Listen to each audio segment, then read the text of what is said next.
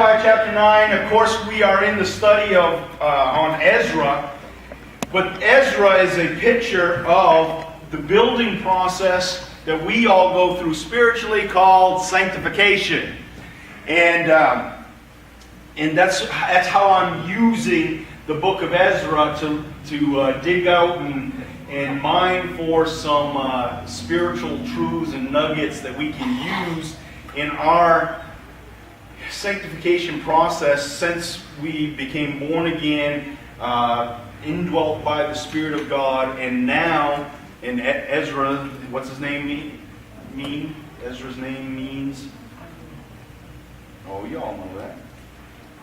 Come on. Ezra means, he's a picture of, whole study on, Ezra means helper. Ezra means helper. And likewise, we have the helper, the paraclete, the one who comes alongside, has been given to us to lead us into all truth and to bring us through this sanctification process till ultimately that we are glorified, have a glorified body, that we're conformed to the image of Christ. And that's where we're at. We're in this process where Ezra was rebuilding the temple, the physical temple, the natural stone, brick, mortar type temple. But we are continually growing in our faith, our most holy faith. We are being built up as men and women of God, and we are the temple of the Holy Spirit. Know ye not that you are the temple of the Holy Ghost? So we are that modern New Testament church temple that God is building, and we're glorious stones in it. And again, so we're looking at trying to find truths that we can apply to our lives so that we can grow up in Him. Somebody say, I want to grow up in Him. I want to grow up in Him. Amen. Okay, we find ourselves because of one of the texts in Ezra, we find that the contemporary prophets that spoke to those that returned from captivity in Babylon, there were two prophets that were sent. First one, Haggai, I mentioned. We've already gone through the book of Haggai and heard his message of showing the reason that things weren't going well for them, and that once they started to be obedient to really get to work on the temple, then God was going to bless them. That was the whole message of Haggai capsulized right there. Zechariah, he's much more interesting. We're going to start getting into some interesting stuff. He's been interesting. It's an interesting message that Zechariah holds. The message actually changes a little bit right here. Last week we dealt with the people's fast, and he was dealing with the people's heart. Why? The type of fast that God was looking for, is looking for. It's one of a heart issue, not just what you're doing outwardly. And so we dealt with that in chapter 8.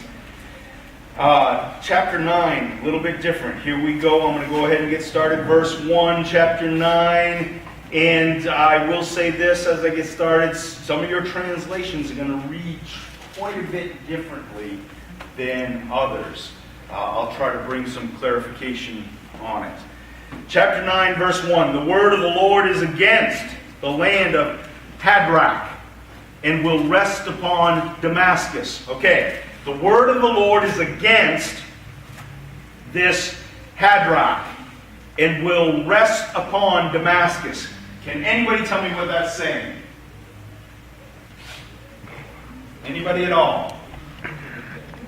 Yes, it is a judgment, and even the resting upon Damascus, it's not that it's a good resting. Oh, the Spirit will come and comfort and rest upon. This is speaking of judgment. The area of judgment is north of Israel and northwest of Israel. And it's dealing with the Philistines and Assyria, which is Damascus. And God is going to judge those areas. And He says that His word, the word of the Lord, is against this land, and this word is going to come to bear, rest upon. It's going to settle down upon, settle in against these areas. For the eye, now my translation says, for the eyes of men and all the tribes of Israel are on the Lord. Some of your translations are a little bit different, but what that is saying there is that, and I'm going to go back to it, the eyes of men and all the tribes of Israel are on the Lord. And the gist of that is, the word of the Lord is against this area. Judgment is going to come. And people are going to want to see what the Lord is going to do against them. That's the gist of it. The eyes of men, the eyes of Israel, are upon the Lord to see what He's going to do against the Philistines and against the Assyrians, or that northern area of Damascus. And people are going to want to watch this. Heads up. People are looking to see what the Lord is going to do. Y'all, we're in a time right now where nation is wars and rumors of wars, nation against nation. Maybe get some peace in North Korea with the South Koreans, and I don't know, but we want to,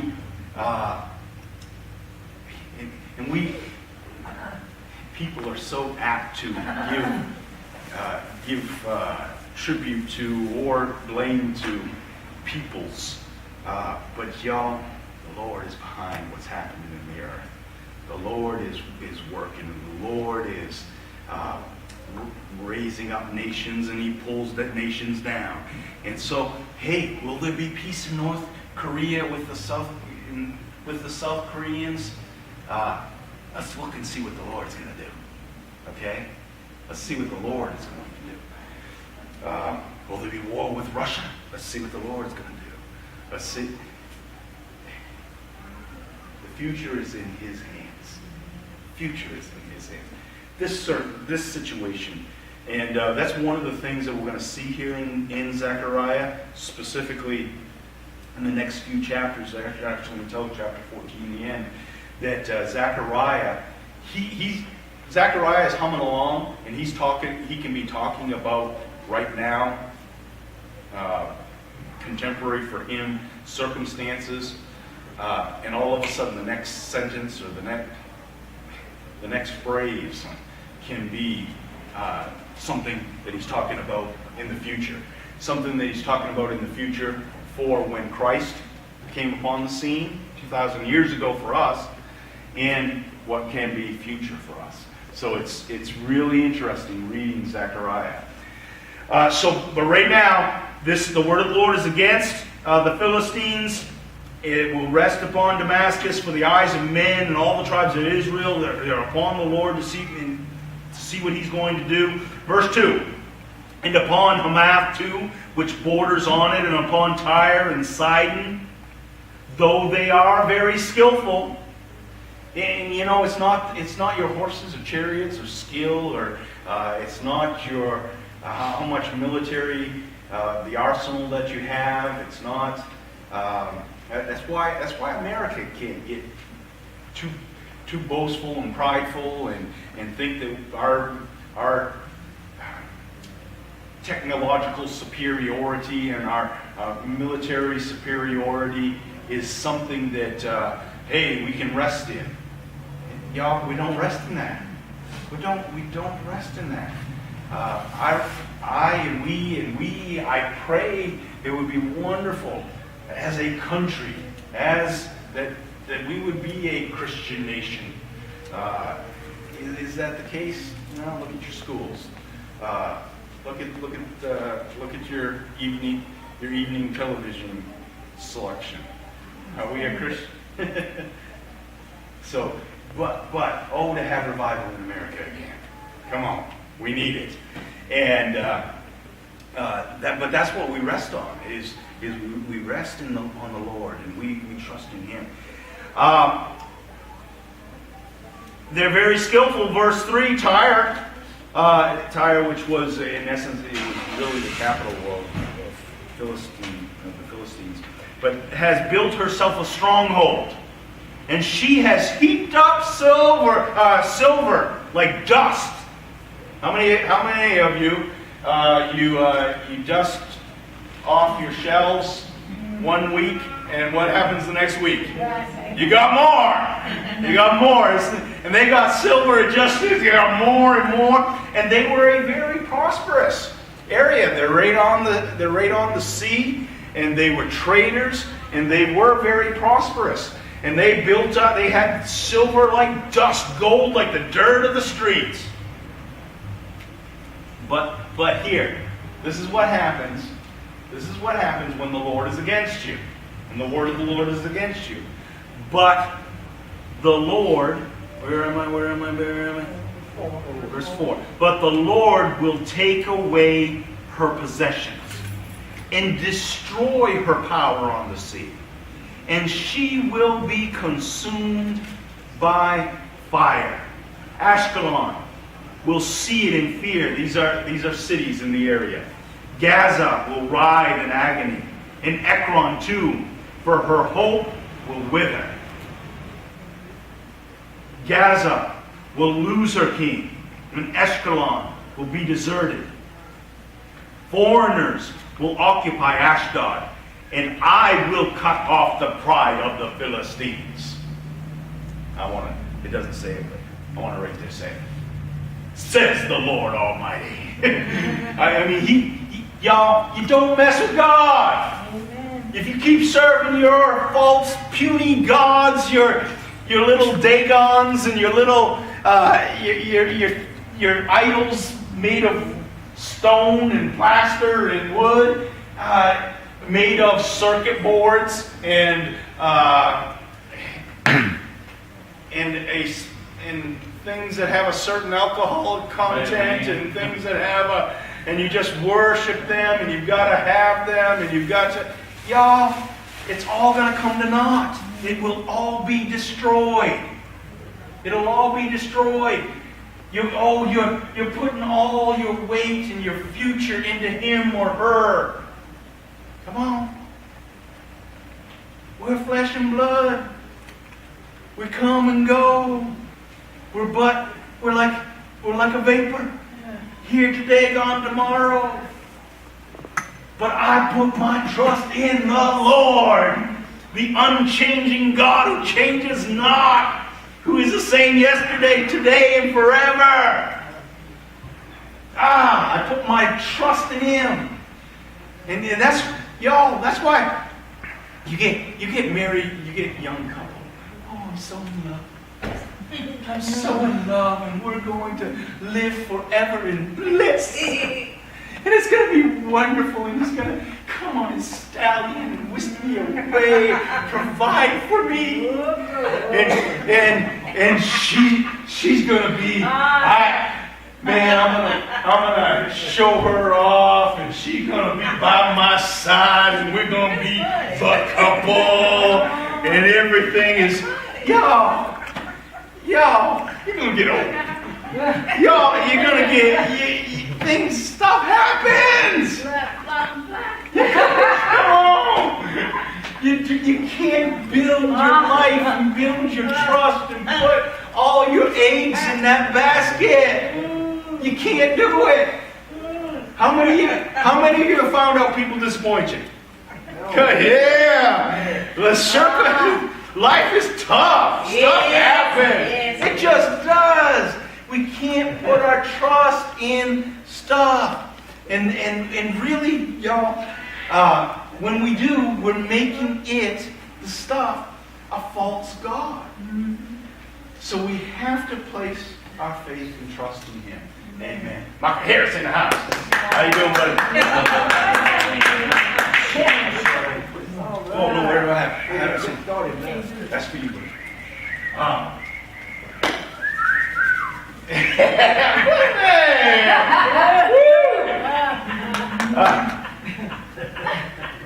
I called when we set this up. That's your pants, man. I know. So we need to put our trust in the Lord. And in here, we're seeing they had great pride. Things were going good for them. They were accumulating silver like dust and gold like dirt in the streets. I mean, things were going good. And you know what? You can look around at the Joneses and the neighbors and look at people who are thriving in their stuff. But their stuff won't save them. Amen. But in fact, it will ultimately bring them down because they focused on it. They've made it something more than it should be, and they have so focused on it that they have neglected the weightier things, the things of God, the spiritual things. And so their stuff actually becomes their demise. It becomes the things that destroys them.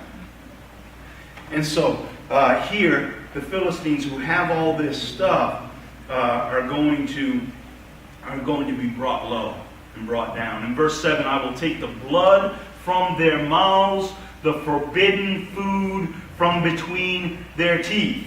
What is that talking about?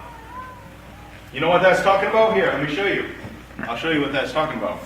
There it is. That's what it's talking about.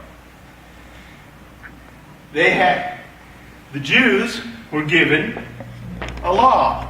And part of that law was what to eat and what not to eat. And part of it was not to eat food, meat with blood still in it. But the Philistines, living right next door, had no regard for the Word of God. And so God is going to take those things that are forbidden away from them. And so it kind of starts to change here what God is going to do. So God is going to bring them low, but He's also going to work and move in their midst in a certain way. And here it comes. So I'm going to take the blood from their mouths, the forbidden food from between their teeth, and those who are left. So judgment's going to come. But there will be a remnant. How many of you know God works with a remnant? He works with a remnant within natural Israel. He works with a remnant here. He works with a remnant within the Gentiles, within the peoples of the world. He always works with a remnant. And that remnant is a remnant of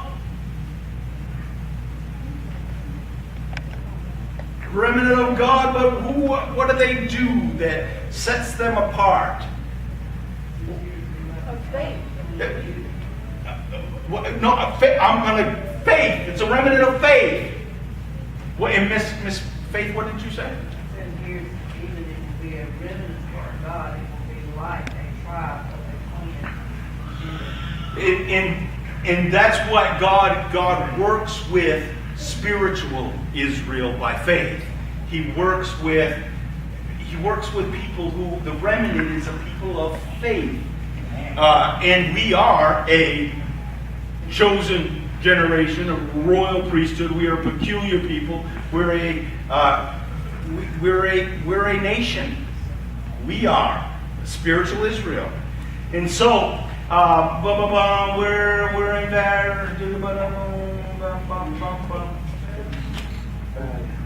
Where am I? 7? 7. So I'm going to take that blood, take that food. Those who are left will belong to our God and become leaders in Judah and Ekron. And will be like the Jebusites. You remember who they were? Who are the Jebusites?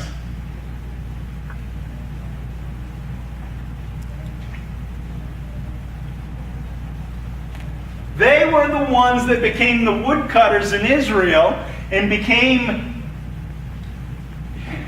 partakers in Israel's blessings, made a treaty with Israel. They lied, but they got in on the treaty because Joshua didn't, that's right, he didn't inquire of the Lord, and they made a treaty with them.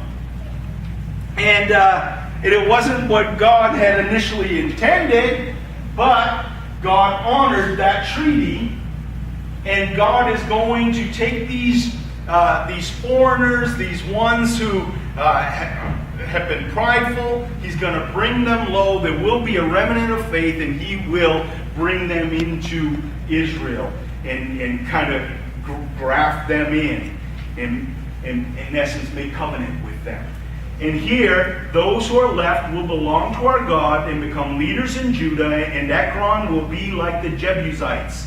But I will defend my house against marauding forces, and never again will an oppressor overrun my people. For now I am keeping watch. Now, that is, what is that talking about? Never again will Israel be overrun? Never again will an oppressor overrun my people? Well, what about Hitler? Huh? And it's very likely, y'all. It certainly could be talking about the specific time period here.